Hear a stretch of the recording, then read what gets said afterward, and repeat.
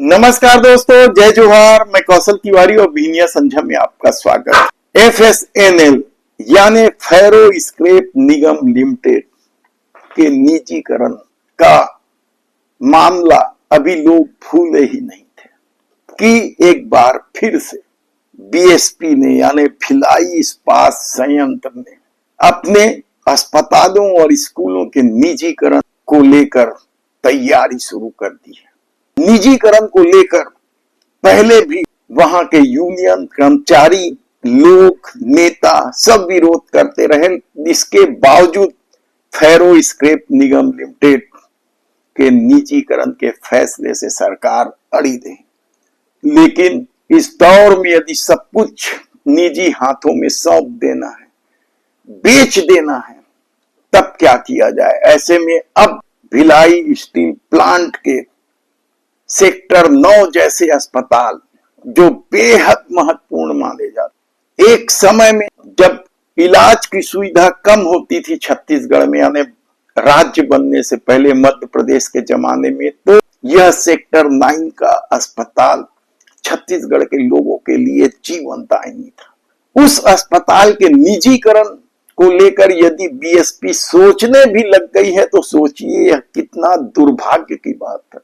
और सिर्फ सेक्टर 9 नहीं बल्कि सेक्टर 1 में स्थित कैंसर अस्पताल भी इसी कतार में खड़ा कर दी गई है। और न केवल ये दोनों अस्पताल बल्कि कई स्कूलों को भी निजीकरण के कतार में खड़ा कर दिया गया है। इसे लेकर यूनियन ने अभी से आक्रोश जताना शुरू कर दिया है। यूनियन ने साफ तौर पर कहा है कि यह बर्दाश्त नहीं किया जाएगा। लेकिन जो आंकड़े BSP प्रस्तुत कर रही है या निजीकरण की दिशा में कदम रखने की वजह बता रही है, वह यह है कि सेक्टर 9 अस्पतालों में सुविधाएं निजी अस्पतालों के मुकाबले कम है। लगातार घाटे में चल रहे हैं यहाँ के स्कूल और अस्पताल, ये BSP प्रबंधकों का कहना है। जबकि अभी भी यदि आप मरीजों की संख्या देखें जो खुद BSP ने जारी किया है कि इतने मरीजों को हम बेहतर इलाज के लिए दूसरे अस्पताल में रेफर कर रहे हैं, उन मरीजों की संख्या आप देख लीजिए। 2016-17 में 668 मरीज रेफर किए गए दूसरे अस्पताल में।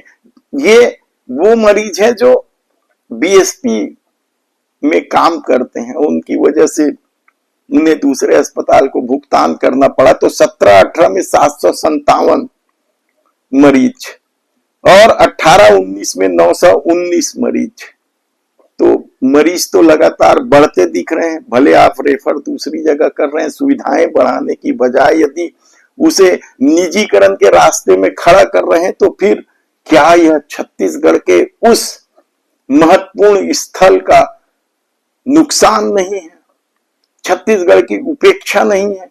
या छत्तीसगढ़ में BSP के पास जो जमीनें हैं, खासकर अस्पताल और स्कूल को लेकर बेशकीमती जमीन है, शहर के बीच में स्थित जमीन, इस जमीन के बहाने क्या यह सब खेल खेला जा रहा है? क्योंकि जो सूचना आ रही है, सेक्टर 9 को गुड़गांव की किसी कंपनी ने लेने की रुचि दिखाई है, तो जो सेक्टर 1 में कैंसर अस्पताल है उसे पाल्को की कंपनी की रुचि बताई जा रही है।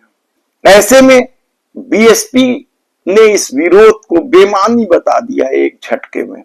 उनका कहना है कि निजीकरण हम नहीं कर रहे हैं या निजीकरण के लिए अभी कोई प्रस्ताव नहीं है, बल्कि कंसल्टेंसी नियुक्त किया गया है कि क्या इस घाटे की वजह से इन स्कूलों या अस्पतालों का निजीकरण किया जा सकता है। ये सिर्फ सलाह ले रहे हैं। लेकिन यदि ये सलाह भी ले रहे हैं तो क्या यह छत्तीसगढ़ के लिए दुर्भाग्य नहीं है? दुर्ग जिले के नेताओं के लिए खासकर यह सबक है कि यदि सेक्टर 9 का इसी तरीके से चलते रहा, क्योंकि जिस तरीके से निजीकरण का दौर है, जिस तरीके से मित्र प्रेम में देश के संसाधनों को सौंपने की कोशिश हो रही है, उसमें यदि फैरो स्क्रैप्स निगम लिमिटेड जो फायदे की कंपनी थी, ठीक है फायदा ज्यादा नहीं हो रहा था, 100-150 करोड़ ही हो रहे थे, लेकिन फायदे तो हो रहे थे। उसे ही जब निजीकरण करने में सरकार आमदा रही तो फिर सेक्टर 9, सेक्टर 1 के अस्पताल और निजी स्कूलों की जमीन तो बेशकीमती है। कोई भी उद्योगपति चाहेगा, क्योंकि राजधानी से इतनी नजदीक में यदि इतनी बेशकीमती जमीन मिल रही है तो फिर किसका इंटरेस्ट नहीं होगा।